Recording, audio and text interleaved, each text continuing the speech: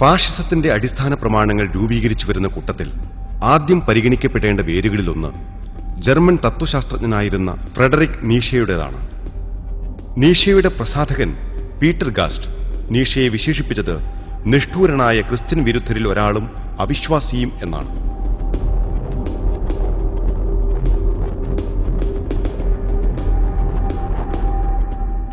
നീഷയ്ക്ക് ക്രിസ്തുമതത്തിന്റെയും ഇസ്ലാമിന്റെയും ജൂതമതത്തിന്റെയും ധാർമ്മിക വീക്ഷണങ്ങളോട് പ്രത്യേകമായ വെറുപ്പുണ്ടായിരുന്നു. അദ്ദേഹത്തിന്റെ അഭിപ്രായത്തിൽ സ്നേഹം, കരുണ, വിനയം തുടങ്ങിയവ നിർബന്ധമായും ഉപേക്ഷിക്കേണ്ടവയും സമൂഹത്തിൽ യുദ്ധസമാനമായതും അലിവ് തീരെയില്ലാത്തതുമായ ഒരു ഉന്നത മൂല്യം പകരം വെക്കേണ്ടതുമാണ്.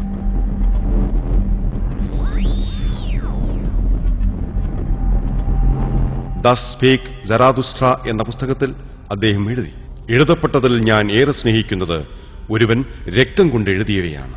രക്തം കൊണ്ട് എഴുതൂ, എന്നാൽ നിങ്ങൾ രക്തത്തിന്റെ വീര്യം അനുഭവിച്ചറിയും. നീഷയും ഒരു വർഗവാദിയായിരുന്നു.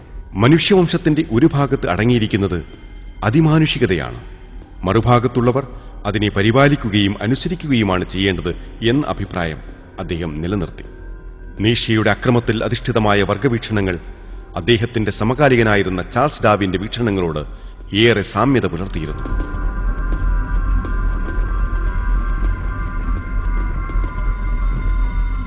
ഡാനിയൽ സി ഡെനറ്റ് തന്റെ ഡാർവിൻസ് ഡേഞ്ചറസ് ഐഡിയ എന്ന പുസ്തകത്തിൽ നീഷയിൽ ഡാർവിനുള്ള സ്വാധീനം ഇങ്ങനെ വ്യക്തമാക്കുന്നു.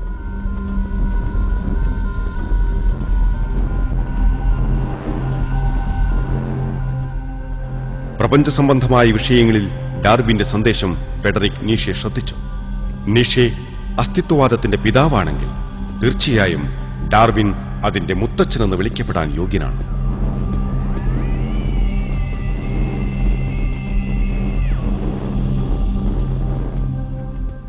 താൻ വെച്ചുപുലർത്തിപ്പോന്ന വർഗോന്നതവാദപരമായ ധാരണകളടങ്ങിയ നാസി പ്രത്യയശാസ്ത്രത്തിൽ താൽപര്യമുണ്ടായിരുന്ന നീഷെ ഡാർവിനിസത്തോട് അതിയായി ആകർഷിക്കപ്പെട്ടിരുന്നു.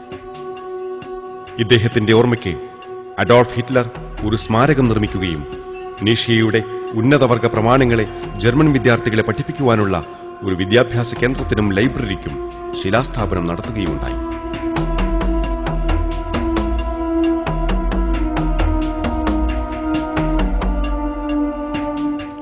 തന്റെ പ്രത്യയശാസ്ത്രം പോലെ തന്നെ ഇരുണ്ടതായിരുന്നു നീഷയുടെ ജീവിതവും. മാനസിക രോഗം പിടിപെട്ട അദ്ദേഹം 49-ാമത്തെ വയസ്സിൽ മരണപ്പെട്ടു. ഈ ഭയപ്പെടുത്തുന്ന ദുർവിധി കാലങ്ങളായി ദൈവത്തെ തള്ളിക്കളയുന്നവർക്ക് സംഭവിച്ച ദാരുണമായ അന്ത്യത്തെ ഓർമ്മപ്പെടുത്തുന്നു. സത്യനിഷേധത്തിലേക്ക് ധൃതിപ്പെട്ട് മുന്നേറിക്കൊണ്ടിരിക്കുന്നവർ നിന്നെ ദുഃഖിപ്പിക്കാതിരിക്കട്ടെ. തീർച്ചയായും അവർ ദൈവത്തിന് ഒരു ദ്രോഹവും വരുത്താൻ പോകുന്നില്ല. പരലോകത്തിൽ അവർക്ക് ഒരു പങ്കും കൊടുക്കാതിരിക്കാൻ ദൈവം ഉദ്ദേശിക്കുന്നു. കനത്ത ശിക്ഷയാണ് അവർക്കുള്ളത്. തീർച്ചയായും സത്യവിശ്വാസം വിറ്റ് സത്യനിഷേധം വാങ്ങിയവർ ദൈവത്തിന് ഒരു ദ്രോഹവും വരുത്താൻ പോകുന്നില്ല. വേദനയേറിയ ശിക്ഷയാണ് അവർക്കുള്ളത്. സത്യനിഷേധികൾക്ക് നാം സമയം നീട്ടിക്കൊടുക്കുന്നത് അവർക്ക് ഗുണകരമാണെന്ന് അവർ ഒരിക്കലും വിചാരിച്ചു പോകരുത്. അവരുടെ പാപം കൂടിക്കൊണ്ടിരിക്കാൻ വേണ്ടി മാത്രമാണ് നാം അവർക്ക് സമയം നീട്ടിക്കൊടുക്കുന്നത്. അപമാനകരമായ ശിക്ഷയാണ് അവർക്കുള്ളത്.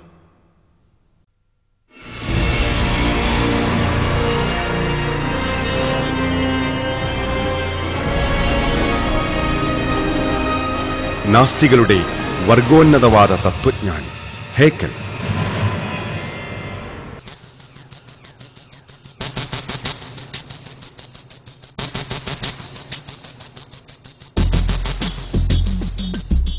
ഫ്രെഡറിക് നീഷയ്ക്ക് ശേഷം ജർമ്മനിയിലെ ഏറ്റവും കൂടുതൽ അറിയപ്പെട്ട ഡാർവിനിസ്റ്റും യൂജനിക്സിന്റെ അന്ധമായ അനുയായിയുമായിരുന്നത് ഏൺസ്റ്റ് ഹേക്കൽ എന്ന ജീവശാസ്ത്രകാരനായിരുന്നു.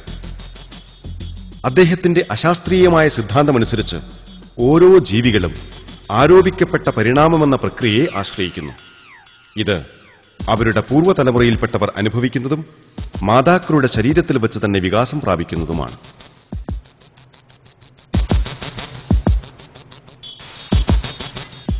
ഈ സിദ്ധാന്തത്തിന് സഹായകരമെന്ന നിലയിൽ അദ്ദേഹം നിരവധി ഭ്രൂണങ്ങളുടെ പടങ്ങൾ വരച്ചു. എന്തായാലും പിന്നീട് വന്ന വർഷങ്ങളിൽ ആ ചിത്രങ്ങളിൽ നിരവധി മനഃപൂർവമായ വളച്ചൊടിക്കലുകളുണ്ടെന്നും അദ്ദേഹത്തിന്റെ സിദ്ധാന്തം ഒരു ശാസ്ത്രീയ വഞ്ചനയല്ലാതെ മറ്റൊന്നല്ലെന്നും തെളിയിക്കപ്പെട്ടു. ഹേക്കലിന്റെ വ്യാജശാസ്ത്രത്തിന്റെ മറ്റൊരു ഉദാഹരണമാണ് യൂജനിക്സുമായി ബന്ധപ്പെട്ട സിദ്ധാന്തം.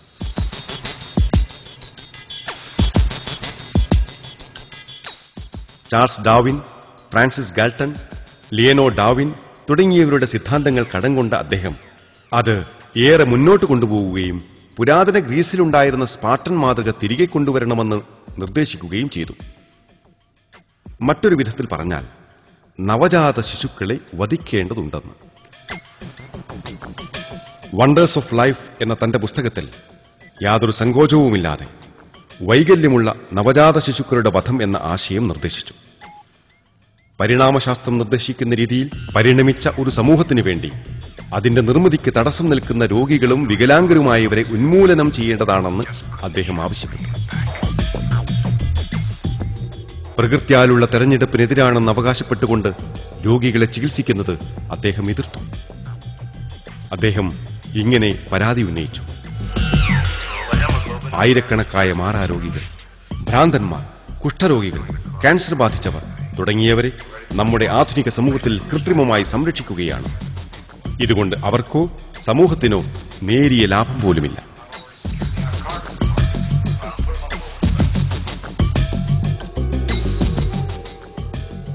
ഇത്തരം വ്യക്തികളുടെ വിധി നിശ്ചയിക്കുവാൻ ഒരു കമ്മീഷനെ നിയോഗിക്കേണ്ടതാണെന്ന് അദ്ദേഹം നിർദ്ദേശിച്ചു. ഈ കമ്മീഷന്റെ തീരുമാനമനുസരിച്ച് പാപികളിൽ നിന്നുള്ള മോചനം നടപ്പിലാക്കുവാൻ വേദനയൊട്ടുമില്ലാത്ത എന്തെങ്കിലും വിഷത്തിന്റെ ഒരു ഡോസ് നൽകാവുന്നതാണെന്നും അദ്ദേഹം അഭിപ്രായപ്പെട്ടു. ഹെക്കൽ തന്റെ തത്വശാസ്ത്രത്തിന് അടിസ്ഥാനമായി സ്വീകരിക്കപ്പെട്ട ഈ കാട്ടാളത്തം തുടർന്ന് നാസി ജർമ്മനിയിൽ പ്രാവർത്തികമാക്കപ്പെട്ടു. നമ്മൾ ഈ ചിത്രത്തിൽ ഇതുവരെ കണ്ടുകൊണ്ടിരുന്നത് ഫാസിസത്തിന് അസ്ഥിവാരമിടുന്ന ദൃശ്യങ്ങളാണ്.